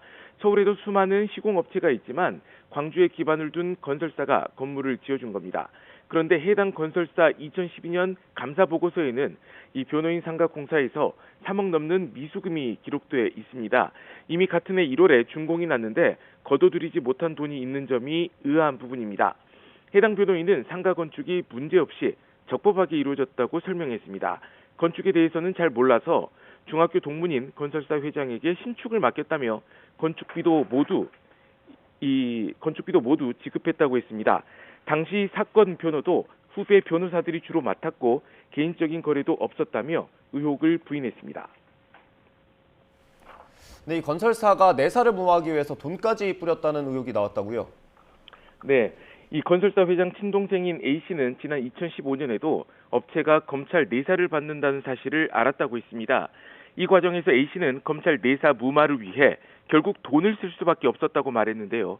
A씨는 검찰 측에 돈을 건네기 위해 이 당시 대검찰청에서 근무하던 수사관과 동문인 회장 측근 남동생에게 돈을 전달했다고 밝혔습니다. 수사 무마를 위해 사용한 금액만 무려 5억 5천만 원이었다고 했는데요. A씨는 1억 원짜리 이 수표 3장 등을 여러 차례 나눠서 전달했다고 주장했습니다. 돈을 건넨 정황은 YTN이 확보한 녹취록에도 남아 있습니다. A씨의 또 다른 형은 이 대검을 언급하면서 조용히 일 처리를 하라는 기록이 있습니다. A씨 지인과 회장 측근 남동생의 대화 녹취록에도 이 회장이 돈을 줬고 나는 돈을 받았다. 그리고 수표로 보냈다. 이런 돈이 오간 정황이 담겼습니다. 회장 측근 남동생은 YTN 취재진과 만나서 당시 대화 내용은 잘 기억나지 않지만 돈의 흐름에 대해선 억울하다고 했습니다. A씨에게 5억여 원을 받은 건 맞지만 내사 무마 대가가 아닌 회장으로부터 이 돈을 받도록 도와준 수고비였고 모두 사업비로 썼다고 했습니다. 이후 오해를 바로잡기 위해 사실관계를 정리한 확인서를 써서 A씨로부터 도장도 받았다고 했습니다. 수사 무마 대가로 돈을 받은 의혹을 받는 검찰 수사관은 취재진이 여러 차례 접촉을 시도했지만 어떠한 해명도 하지 않고 있습니다. 지금까지 전국부에서 전해드렸습니다.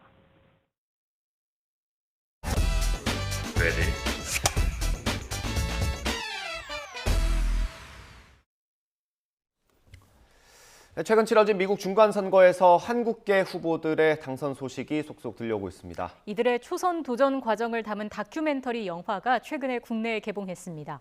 영화 초선 전후석 감독과 함께 이야기 나눠보겠습니다. 어서 오십시오. 네, 안녕하세요. 초대해 주셔서 감사합니다. 예, 저희가 감독님을 모셨는데 배우신 줄 알았습니다. 아, 무슨 말씀이세요? 예, 굉장히 미남이십니다. 그 미국에서 생활하시는 걸로 알고 있는데 네. 영화 개봉식에 맞춰서 들어오신 겁니까? 네, 그렇습니다. 저희가 저번 주 목요일 날 11월 3일 날 개봉을 했고요.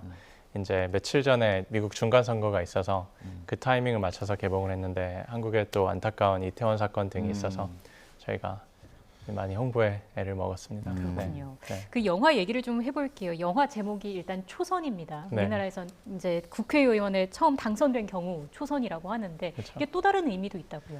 네, 여러 중의적 의미가 있어요. 이제 정확히 140년 전에 미국과 한국이 처음 조약을 맺었을 때 네. 미국 공식 문서에서 한국을 인정했었던 단어가 Kingdom of Chosen이라고 써 있는데 이 철자와 같게 써 있고요. 또 영어로는 또 chosen이 이제 선택된, 선택받은 이런 뜻이 있어서 이제 세 개의 의미를 이렇게 번갈아가면서 할 수 있도록 초선을 덕했습니다. 네. 그 의미에는 그 우리나라 국회의원들을 초선으로 부른다는 것도 담고 있는 겁니까? 그럼요. 네. 이 중간 선거를 앞두고 개봉을 했습니다. 근데 사실 여론, 그러니까 언론들이 많이 점쳤던 거랑은 좀 다른 결과가 나왔지 않습니까? 어떻게 보셨어요? 이제 미국에서는 저도 이제 소수민족 재미한인으로서 관심 있게 지켜봤는데 올해 특히 여러 후보자들이 특히 공화당 쪽에서는 2020년에 대선 선거를 아직도 부정하는 분들이 굉장히 많이 나왔어요. 최근 이제 좀 더 우경화된다고 말할 수 있는 어떤 미국의 대법원에서 내리는 많은 판결들이 이제 뭐 여성의 인권이라든지 소수민족들의 인권을 좀 해하는 그런 결정들이 있어서 저는 비슷하지 않을까 그랬는데 실제로 이렇게 돼가지고 네. 그렇습니다. 그렇군요. 네. 그 이번 영화의 줄거리를 간략하게 말씀해 주시면 좋을 것 같아요. 일단 다큐멘터리 영화인 거고요. 어떤 내용을 주로 담았습니까? 네, 2020년 2년 전에 이제 재미 한인 5명이 연방 하원직에 도전을 했어요. 근데 2018년 전까지 미국 재미 한인사 120년 동안 단 한 명만 연방 하원이 한인이 배출이 됐었거든요. 네. 그래서 상당히 기념비적인 사건이었는데 그들의 이제 선거 여정을 저희가 좇아서 그들의 인생과 이민사와 현재 소수민족으로서 겪고 있는 갈등 같은 것들을 많이 담았습니다. 이 영화를 만들어야겠다고 생각한 계기가 있을까요? 네, 저는 한반도 이슈에 관심이 많아요. 네. 저는 트럼프와 이제 김정은 위원장의 어떤 하노이 결렬을 보면서 한국의, 그러니까 한반도의 평화가 어떻게 올 수 있을까 많이 고민하다가 만약 미국 정치인들이 당시에 한인이었다면은 한반도 평화가 좀 더 빨리 오지 않았을까라는 가설에 의해서 시작을 했습니다. 그렇군요. 네. 지난 2020년 그러니까 2년 전에 하원 의원에 도전했던 5분은 어떻게 됐습니까? 스포일러인데 괜찮겠죠? 뭐 2020년 선거 결과니까 2020년 선거는 4분이 당선이 되셨고 네. 유일하게 낙선하신 분도 굉장히 근소한 차이로 드라마틱한 결과를 낳으면서 이제 지셨는데 이번에도 그저께도 또 중간 선거에 있지 않았습니까? 네, 그거는 관람객들이 알아서 찾아볼 수 있는. 네. 같이 영화를 만드셨던 그 입장에서 그 결과를 지켜보신 그 과정도 좀 감회가 남달랐을 것 같아요. 네, 그렇죠. 사실 이게 어떻게 보면은 저희가 그 4.29 LA 폭동 등을 통해서 저희가 소수 민족으로서 공통적으로 겪을 수밖에 없는 어떤 차별 혹은 부당한 대우 그런 것들을 이제 대변해 줄 수 있는 어떤 대변성을 정치인을 양성하면서 해결하려는 모습도 영화에 담고 싶었지만 동시에 이제 여기서 나오는 여러 이제 후보자들 중에 몇 분이 갖고 있는 어떤 본인의 개인사가 한국 근대사의 아픔을 많이 담고 있다고 생각을 했어요. 현재 미국에 있는 재미한인 사회 여러 갈등 구조들이 있거든요. 세대 간의 갈등, 이념 간의 갈등, 아마 지금 대한민국에서도 비슷한 그런 갈등 구조가 있는데 이들을 통해서 그런 이야기를, 불편한 이야기를 같이 해보고 싶었어요. 잠깐 언급을 해주셨는데 이 4.29 그러니까 LA 폭동이 어떤 일이었는지 간략하게 설명을 해주시면 좋겠습니다. 네, 정확히 30년 전이죠. 이제 로드니 킹이라는 어떤 흑인 남성이 백인 경찰들로부터 구타를 당한 사건이 있었고 1년 뒤에 그거에 대한 재판이 이제 나왔는데 재판이 경찰들이 무죄라고 판단이 나왔죠. 그 판결이 이루어지고 나서 곧바로 72시간 동안 LA에 있는 한인타운이 무방비로 공격을 당했어요. 근데 어떤 공권력도 경찰도 와서 그들을 지켜주지 않았었어요. 그래서 한인타운 2,500개의 건물들이 다 무너지고 상인들이 피해를 보는 상황에서 이제 우리도 조금 더 책임 있는 미국인이 되어야겠다. 네, 앞으로 많은 정치인들을 배출해야겠다라는 이제 각성을 하는 그런 중요한 계기였죠. 예, 워낙 뭐 피해가 컸기 때문에요. 이게 또 재미 한인들을 정치에 뛰어들게 한 하나의 요인이 되지 않았나 싶고요.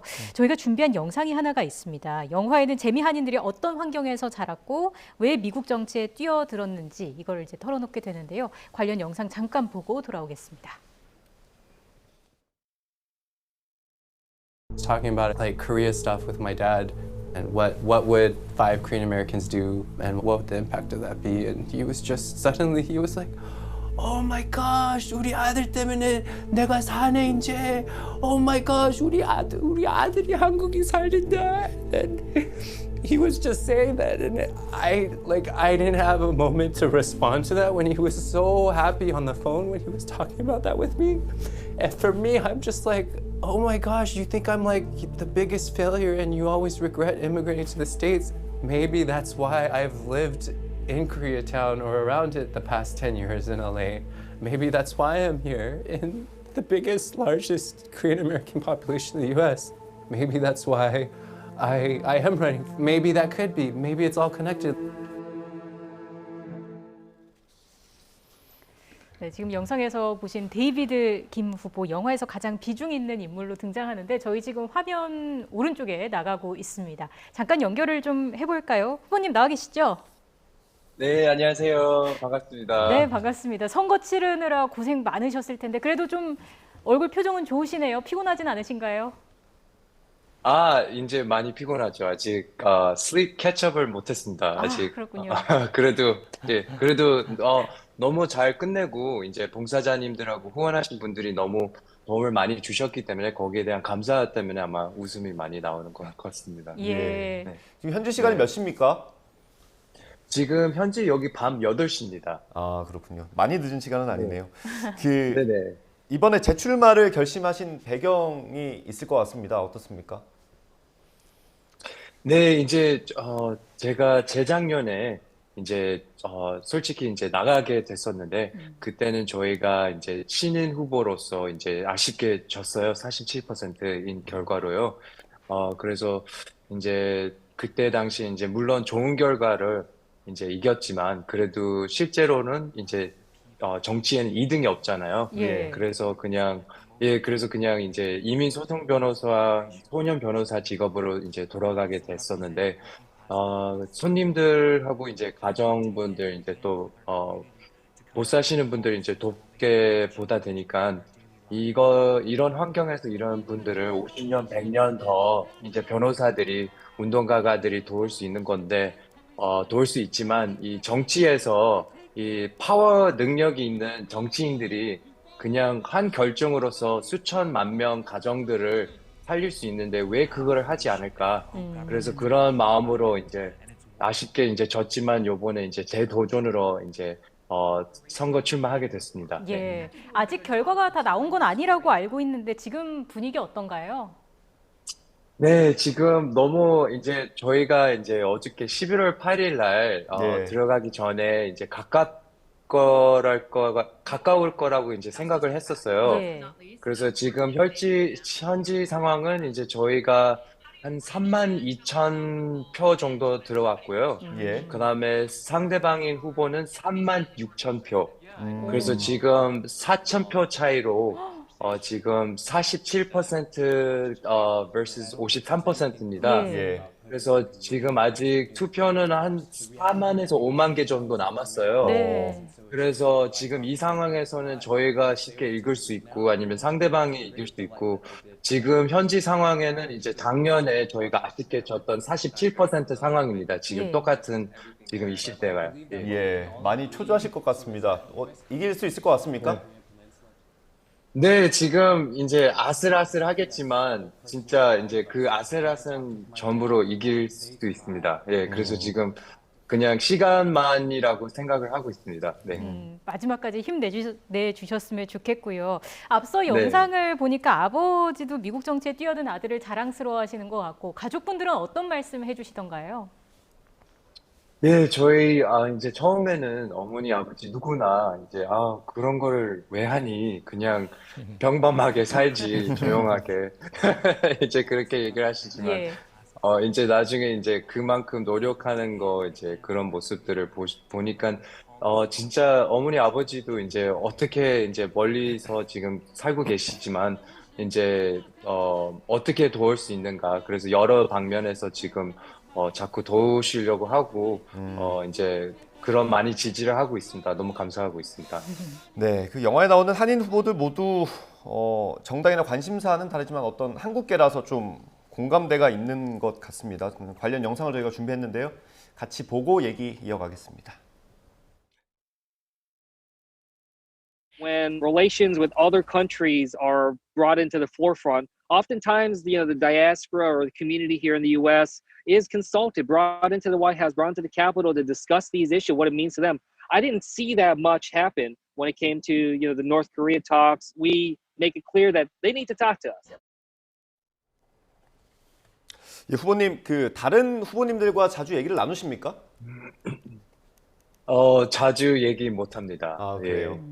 그래도 네. 어떤 공감대는 있겠죠? 어떤 정책이나 이런 거에 있어서.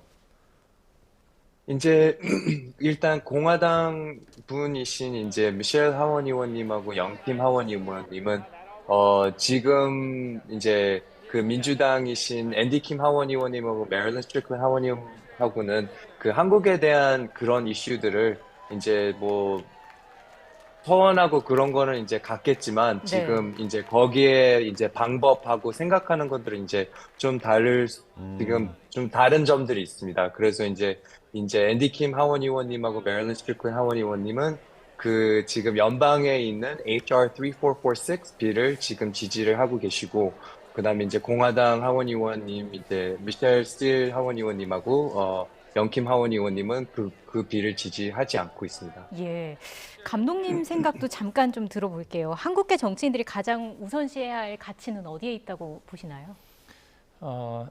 미국에서 이제 출마하시는 모든 한인들은 다 소수 민족이잖아요. 네. 그렇기 때문에 최근에 또 코로나 이후에 어떤 아시안 혐오 범죄가 미국에서 들끓었었는데 이제 아시안으로서 저희가 계속 직면할 수밖에 없는 그런 차별, 지금 맞서 싸우는 것을 많은 아시아인들이 굉장히 필요성을 더 절실하게 느끼고 있는 것 같아요. 그래서 어떤 이런 우리가 대변성, 어느 정치가 됐건 언론이 됐건 여기도 나가서 우리는 딱 떳떳한 미국 시민으로 자랄 수 있다. 그런 공통 분모가 있는 것 같고요. 이제 조금 더 욕심을 내자면 한반도와 관련해서 이제 미국 정치인으로서 가장 힘이 있는 분들이잖아요. 그래서 조금 더 이런 우호적인 한반도 분위기가 조성되게 도와주셨으면 좋겠어요. 예, 저희가 마지막 질문으로 준비한 게 있는데 두 분께 공통적으로 드리고 싶습니다. 후보님 먼저 답변을 해주시면 좋을 것 같고요.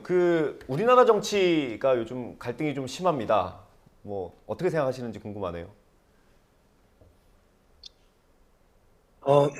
저는 이제 선거를 하다 보니까 이제 저에 대한 선거에 이제 온 정신하고 그거를 이제 보고 있었는데 지금 최근에 이제 이태원하고 이제 또 최근 또 새로 들어오신 대통령도 계시는데 거기 my heart 제 마음은 항상 이제 거기 한국에 대한 이제 이슈하고 있고 제가 사실 이제 당선되고 난 다음에 이제 한국 가서 이제 미팅을 가지고 이제 거기 저희가 미국 쪽에서 이제 어떻게 도울 수 있고 우리 쪽에서는 뭐를 할 수가 있는지 거기에 대한 이제 우선 observation하고 배우는 거에 대해서 먼저 그러려고 이제 마음을 이제 먹고 있고 그다음에 신경은 가고 있습니다. 그래서 이 5명이 한국인 연방 하원의원 5명이 이제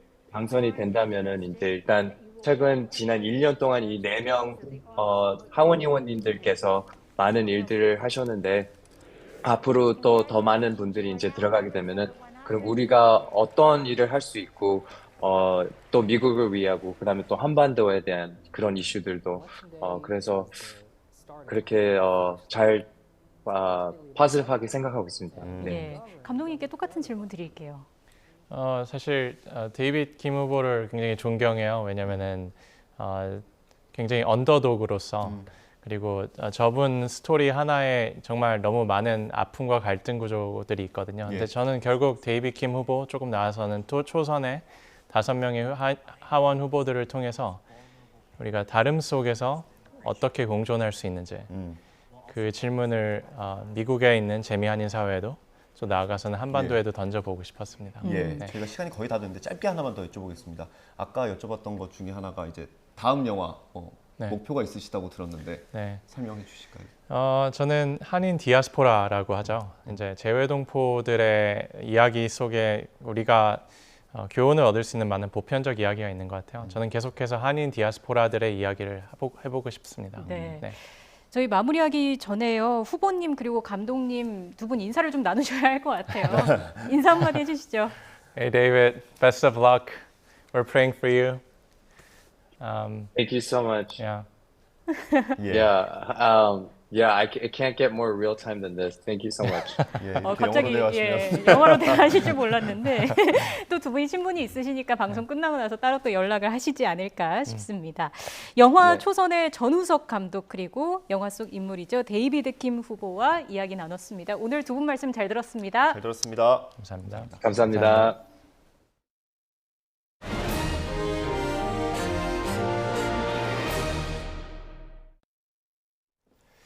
경북 봉화 아연 광산에 고립됐다가 221시간 만에 구조된 노동자 박정하 씨가 오늘 퇴원했습니다. 박 씨는 모든 분께 진심으로 감사하다며 구조대와 의료진, 지자체 등에 일일이 감사 인사를 전했습니다. 또 다시는 이런 사고가 반복되지 않도록 광산에 대한 안전 점검을 부탁했습니다. 직접 들어보시겠습니다. 감사하고 또 감사합니다. 지금 이 자리에 건강한 모습으로 설 수 있도록 도와주신 모든 분들께 진심으로 감사드립니다. 밖에서의 처절한 구조 활동 얘기를 듣고 한 생명이라도 살리려는 그 진심이 저의 가슴 깊은 곳까지 느껴졌습니다. 부디 이런 사고가 반복되지 않길 바라며 정부와 각 관련기관에게 호소도 드립니다. 건실한 안전점검 실태조사로 광부들이 안심하고 작업할 수 있는 작업장이 될 수 있도록 노력해 주시길 당부드립니다. 연일 불청객 미세먼지가 말썽입니다. 오늘도 하늘 자체는 맑지만 공기가 답답한 곳이 무척 많은데요. 현재 충청과 전북 그리고 영남 지역을 중심으로 대기질이 무척 탁한 상황입니다. 서울도 수도권 지역은 잠시 대기질이 보통 수준을 회복했지만 또다시 남풍이 유입되면서 미세먼지를 끌어올려 공기가 답답해지는 곳이 있겠습니다. 외출하실 때 미세먼지 정보 꼼꼼하게 확인해 주시고요. 되도록이면 미세먼지 차단용 마스크를 꼭 착용해 주시기 바랍니다. 현재 미세먼지 상황부터 살펴보도록 하겠습니다. 현재 경기와 인천 그리고 충청에 이어서 영남 지역에도 초미세먼지 주의보가 내려졌습니다. 충청과 전북, 경북 지역의 초미세먼지 농도는 50 마이크로그램을 웃돌면서 평소보다 2배에서 3배가량 높게 나타나고 있는데요. 오늘 중서부와 전북, 경북 지역은 종일 초미세먼지 농도 나쁨 수준을 유지하겠습니다. 호흡기 관리에 각별히 신경 써주시기 바랍니다. 오늘 낮 동안에는 온화한 늦가을 날씨가 이어집니다. 서울과 대전, 광주와 부산 모두 낮 기온이 22도까지 오르면서 어제보다 온화하겠습니다. 주말과 휴일에는 전국에 비 소식이 있습니다. 내일 새벽 제주도를 시작으로 오후에는 전국으로 비가 확대되겠고요. 일요일 오전까지 5에서 60mm의 비가 예상됩니다. 비와 함께 바람도 무척 강하게 불겠습니다. 특히 내일 오후부터 해안가와 또 산간을 중심으로는 초속 25m 이상의 강풍이 몰아치겠습니다. 이번 주말 동안 비가 내리면서 건조함과 미세먼지는 해소되겠습니다. 하지만 비가 그친 뒤에 기온이 급격하게 떨어지면서 날이 쌀쌀해질 것으로 보이니까요. 큰 기온 변화에 건강관리 잘 해주시기 바랍니다. 지금까지 YTN 홍나실입니다. 이상으로 뉴스 앤 이슈 마치겠습니다. 잠시 뒤에 더 뉴스가 방송됩니다. 시청해주신 여러분 고맙습니다.